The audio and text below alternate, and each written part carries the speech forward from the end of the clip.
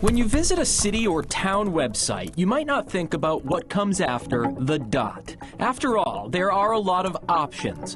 .com, .org, even .info. But experts say none compare to .gov. .gov is really more than a necessary evil. It's an obligation of the municipalities, the state and local municipalities, to protect citizen data. Dr. Lori Sussman, an assistant professor of cybersecurity at the University of Southern Maine, says .gov domains are approved and vetted for use only by government agencies, adding a layer of trust and security in an age of growing cyber threats. What makes municipalities more vulnerable? Because they don't have a lot of money to invest in security, and they don't think it's going to happen to them. Last year, an I-Team investigation found only 12% of Maine's 480-plus municipalities were using .gov websites, while 71% were using a smattering of less secure domains. 17% didn't have a website at all. A year later, the numbers have only inched up. 14% now use .gov, tied with the number of towns that still don't have an online presence at all. It is progress, and any movement forward is a good thing.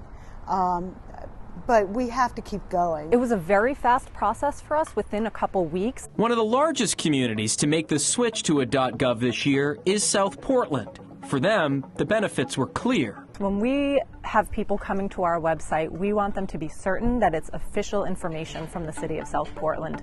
And when they're doing online transactions there, we want them to be certain that it's a transaction with the city and not a bad actor pretending to be the city. Experts say scams and spoofs of government websites are made easier with less secure domains, which could put residents' data at risk. That's why the federal government streamlined the process to get a .gov and made it free.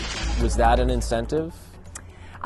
It was a little bit. I don't think that would have prevented us, honestly, because the security stamp of the .gov domain is just so important. But certainly a perk, and I can see for many communities that would be an inspiration. So why have so many other municipalities been slow to switch? Well, experts point to a lack of resources and staff to manage the transition. There is a commitment, there is an investment. But Sussman warns if those investments are not made, it will leave communities vulnerable to attacks that could cost them even more. How do you explain to your citizens that you compromise their information? I mean, these towns, you know, like all of us, they have information about our homes, information about our cars, information about our voter registration. If they don't have the expertise to handle that, how do I feel secure as a citizen to give them that information? Now, there are signs more communities in Maine are taking this seriously. We found about a dozen municipalities that have secured the .gov domain, but just haven't switched their websites over yet. So expect to see those numbers to continue to go up.